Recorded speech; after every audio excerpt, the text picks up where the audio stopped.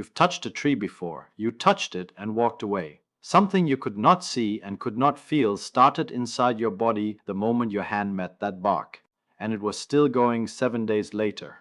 And the thing you touched is not what you think it is. The question nobody asks is why? What is a tree doing to your body without a single chemical pill? The answer involves what wood is actually made of, what is happening underneath every forest floor, and why the oldest living thing on earth has never aged a single day. Hold your hand out in front of you. Look at your fingertips. You have touched thousands of things today. A doorknob, a coffee cup, your phone, the fabric of your clothes. You have never touched a single one of them. Not once in your entire life. The electron clouds around the atoms in your skin repel the electron clouds in everything you reach for. Electromagnetic force pushes back across a gap that never closes. What you feel as contact is force across empty space. Every texture you have ever known, every handshake, every surface you have pressed your palm against. Electromagnetic repulsion. Your brain interprets the force as touch. But the gap is always there. So when you put your hand on a tree, your skin does not meet the bark. But something does cross that gap. Not through contact, through the air between you. And the physics of what crosses that gap is the first thing nobody ever explains. Trees release molecules into the air around them, not occasionally, constantly. Constantly. These are volatile organic compounds, molecules with low enough molecular mass and high enough vapor pressure to transition from liquid to gas at ordinary temperatures and atmospheric pressure. That is a physics threshold, not a biology one. Whether a molecule becomes airborne depends on intermolecular forces, how tightly the molecules grip each other. Below a certain molecular weight and above a certain vapor pressure, the molecule escapes into the gas phase. Alpha-pinene, beta-pinene, D-limonene, 1,8-cineol. These molecules are light enough and loosely bound enough to float. They have a name, phytoncides, and that word does not mean what people selling essential oils want you to think it means. It was coined in 1928 by a Russian biologist named Boris Tolkien, and it literally translates to exterminated by the plant. These are chemical defense weapons. Trees manufacture them to kill bacteria, fungi, and insects that threaten the tree's survival. The tree is not releasing pleasant aromas. It is waging chemical warfare on everything small enough to be destroyed by airborne molecules. Here is the physics that matters. Once these molecules enter the gas phase, they follow the same rules every gas follows. Fick's law of diffusion.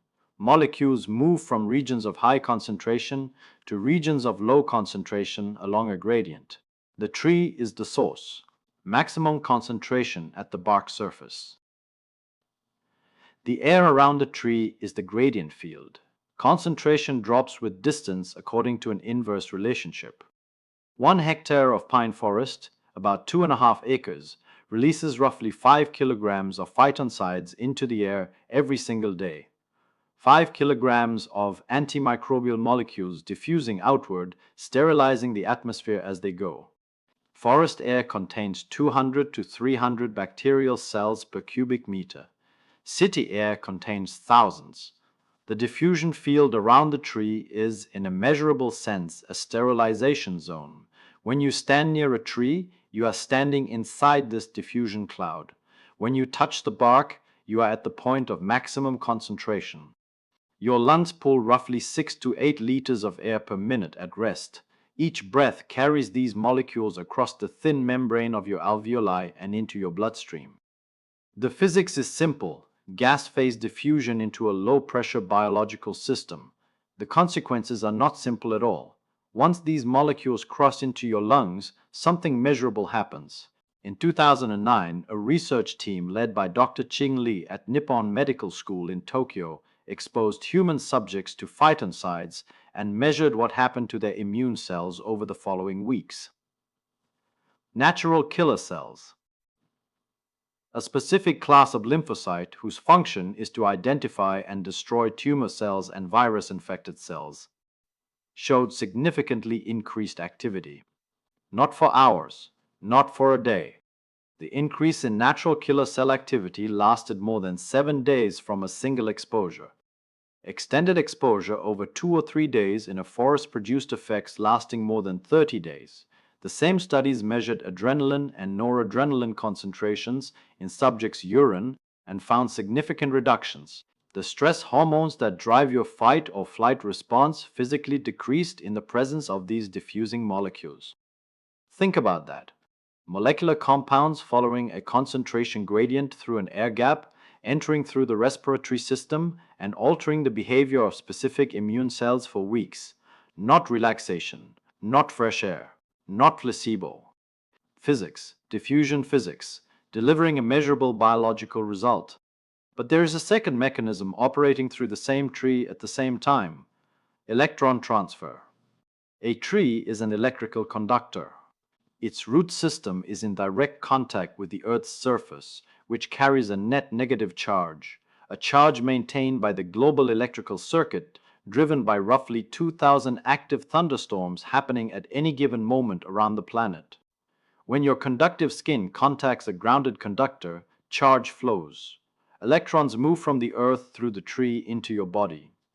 A study published in 2013 measured what this does to human blood.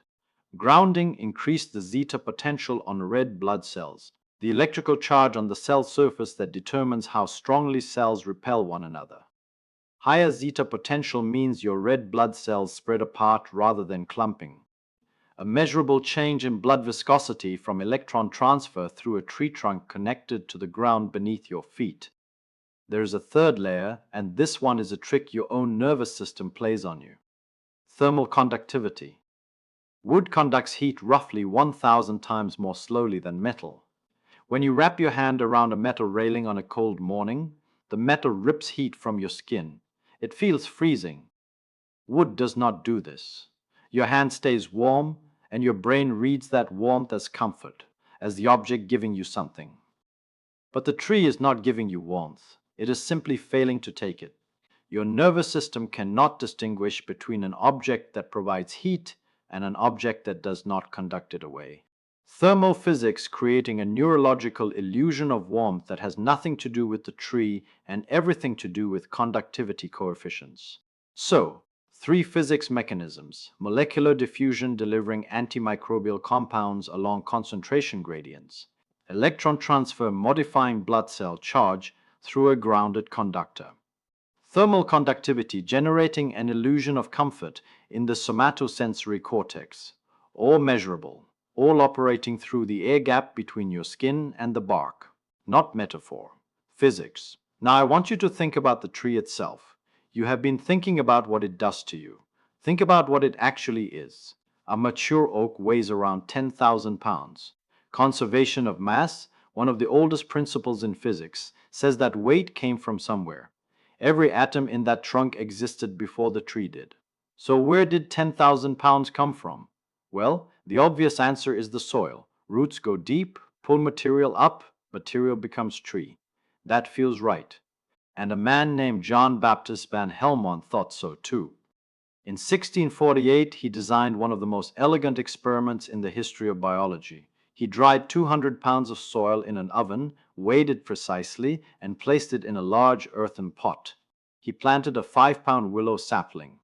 Then he covered the pot with a perforated tin lid to keep out dust and airborne debris. For 5 years. 5 years. He watered that tree with nothing but rainwater or distilled water.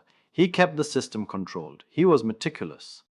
When he finally uprooted the tree and weighed everything, the willow had grown to 169 pounds.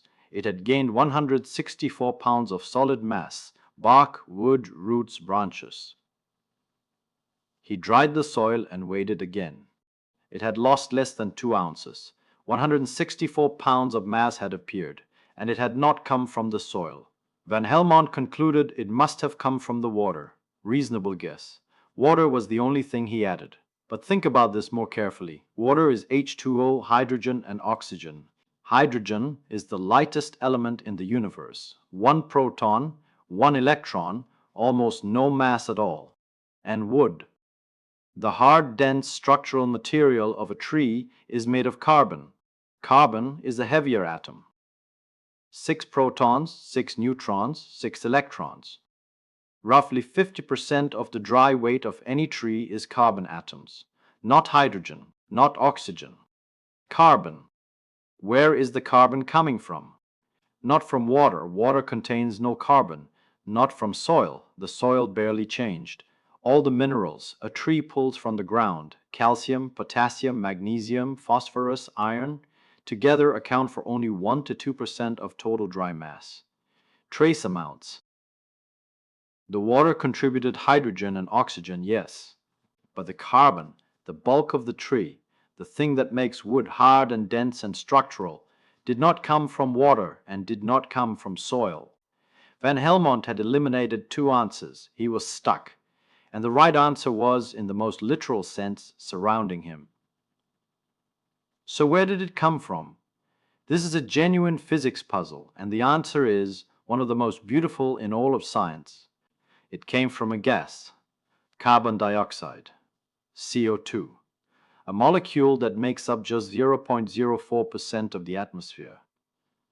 An invisible trace gas hanging in the air around Van Helmont's experiment the entire time he was running it. Trees pull carbon dioxide through tiny pores on their leaves called stomata. Inside the leaf, they strip the carbon atom from the CO2 molecule, chain those carbon atoms together into glucose, C6H12O6, and release the leftover oxygen. That released oxygen is your breathing air. Every breath you take exists because a tree somewhere stripped carbon from the atmosphere and discarded the oxygen as waste. But the mechanism of that stripping, this is where the physics is remarkable. Put your hand on the nearest wooden surface right now. A desk, a doorframe, a shelf. What you are touching was assembled by starlight. Sunlight is electromagnetic radiation traveling at 300 million meters per second from a star 93 million miles away. When a photon of the right wavelength, roughly 400 to 700 nanometers, the visible spectrum strikes a chlorophyll molecule in a leaf, it kicks an electron to a higher energy state. That electron has absorbed the photon's energy. It is now unstable, excited, carrying more energy than it should. It enters an electron transport chain, a sequence of molecular machines embedded in the membrane of the chloroplast, and its energy is extracted step by step to build ATP, the universal energy molecule of biology.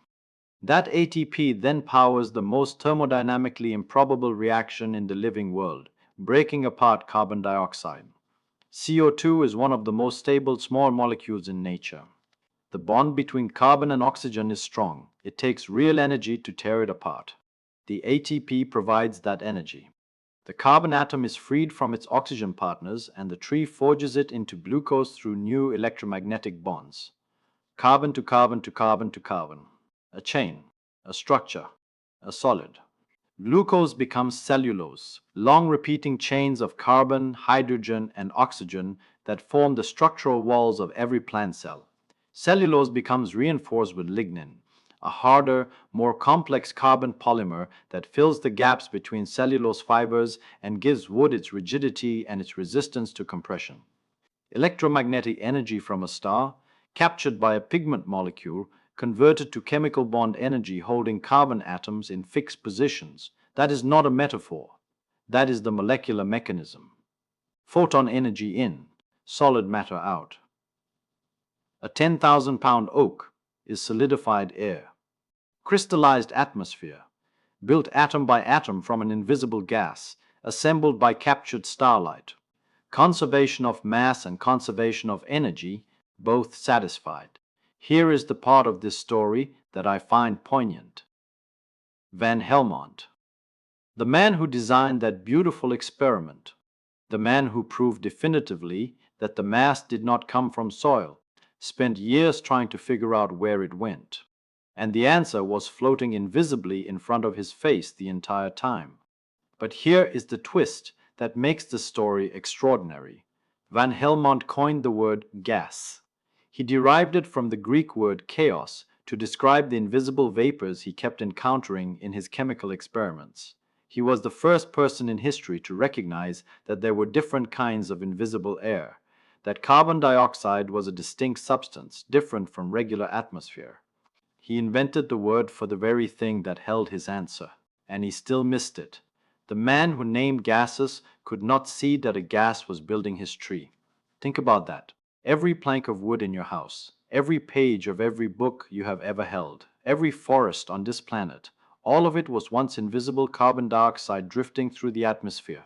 When you touch a tree, you are touching centuries of electromagnetic energy from a star, locked into chemical bonds between carbon atoms pulled from thin air.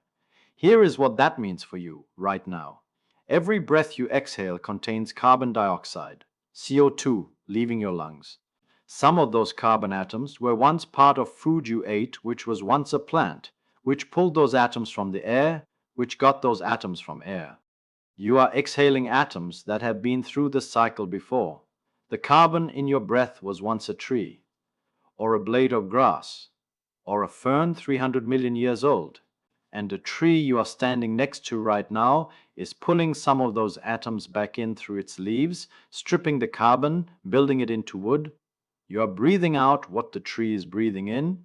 You are part of the same carbon cycle, the same physics, the same conservation law, running in opposite directions. But you have been thinking about this tree as if it were standing alone, a single organism, a solitary thing rooted in one place. It is not. And this is where the story changes. In the early 1990s, a young forest ecologist named Suzanne Simard was working for the British Columbia Ministry of Forests. Her job was to help improve forestry practices, specifically figuring out how to make replanted clear cuts grow faster. The standard practice at the time was to strip everything, cut the commercial trees, bulldoze the remaining vegetation, plant rows of Douglas fir seedlings in clean soil, and the seedlings kept dying. Nobody could figure out why. They had sunlight, water, soil, space. Everything a tree should need. But they died at rates far higher than seedlings growing in natural forests with older trees around them. Simard had an idea that her colleagues did not take seriously.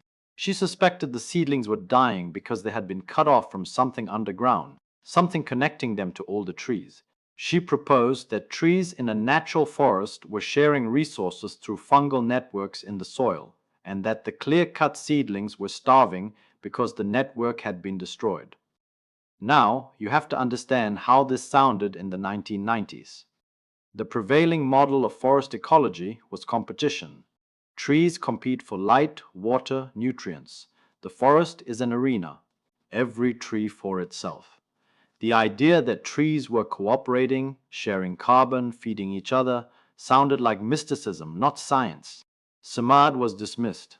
She has talked openly about senior colleagues telling her this work would end her career. She designed the experiment anyway. She went into the forest with plastic bags, syringes, a Geiger counter, and two different radioactive isotopes of carbon, carbon-14 and carbon-13. She covered individual birch and fir seedlings with sealed bags, injected air containing the radioactive CO2, and let the trees photosynthesize the labeled carbon into their tissues. Then she waited. Hours passed. She moved to the neighboring trees, trees that had been growing nearby but had never been exposed to either tracer gas, and tested their tissues with the Geiger counter. The counter clicked. Radioactive carbon was inside trees that had never been given any. Carbon was flowing between trees through underground pathways, not through the air. She had sealed the system. Not through soil water. The isotope signatures were wrong for that. Through something physical, something structural, connecting root system to root system beneath the surface. Simard has described the moment she saw the Geiger counter respond on an unexposed tree. She knew right then. The network was real. The pathways are mycorrhizal networks. Fungal threads, hyphae, thinner than a human hair, that grow from the tips of tree roots and extend outward through the soil, connecting one tree's root system to another's. A single fungal network can span an entire forest. 1 teaspoon of healthy forest soil contains miles of these threads, a density of connection that makes the network remarkably robust. Now, the topology of these connections resembles what network scientists call a scale-free network, a mathematical structure where a few nodes have enormous numbers of connections while most nodes have few.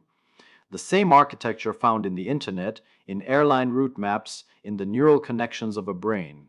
The oldest, largest trees are the hubs, the highest degree nodes. The younger trees are the peripheral nodes connected to them. Kevin Baylor, one of Simard's graduate students, used DNA analysis to map the physical connections in an entire Douglas fir forest. Virtually every tree was linked. The network was not scattered patches of connection, it was one continuous web, and the traffic flowing through this network is not trivial.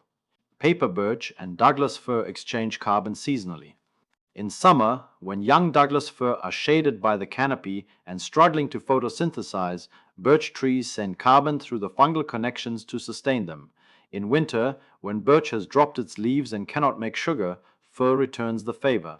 The network redistributes resources from surplus to deficit, a kind of equilibration across connected nodes driven by concentration gradients. The same diffusion physics that governs the phytoncides in the air governs the carbon flow underground. But it is not just nutrients. Chemical signals propagate through the network. When a Douglas fir is attacked by insects and sustains tissue damage, it releases defense compounds into the mycorrhizal network. Neighboring trees, including different species connected through the same fungal web, begin producing defense enzymes before the insects have reached them. Information transmitted through a physical substrate, not light, not sound.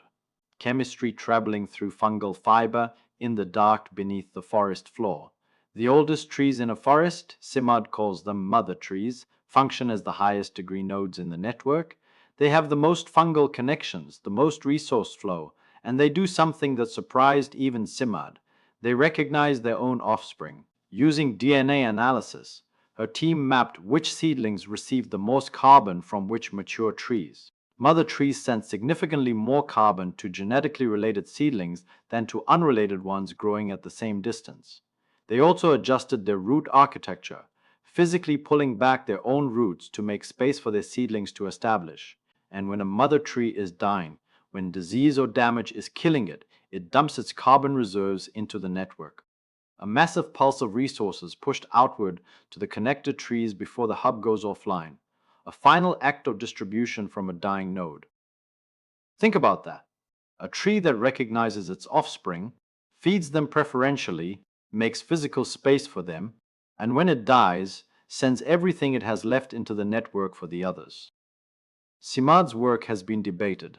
Some researchers argue the scale and significance of network communication may be overstated in popular accounts, and they have published critiques. Simard and others have published detailed responses. This is how science refines itself: claim, test, counterclaim, new data. But the core finding rests on solid experimental evidence. Trees connect underground through fungal networks. Carbon, water, nutrients, and chemical signals move between them. The network is real. Now, when you touch a single tree, you are not touching an individual. You are touching a node in a distributed system that extends beneath your feet in every direction. The forest floor is a web of biological fiber carrying mass and information between organisms that have been connected for centuries. I told you at the beginning that the oldest living thing on Earth has never aged a single day. Let me tell you what I mean. In the White Mountains of California, in a harsh landscape of wind-scoured rock and thin air, there is a bristlecone pine named Methuselah. It is 4,857 years old. It was a living tree when the Egyptian pyramids were under construction.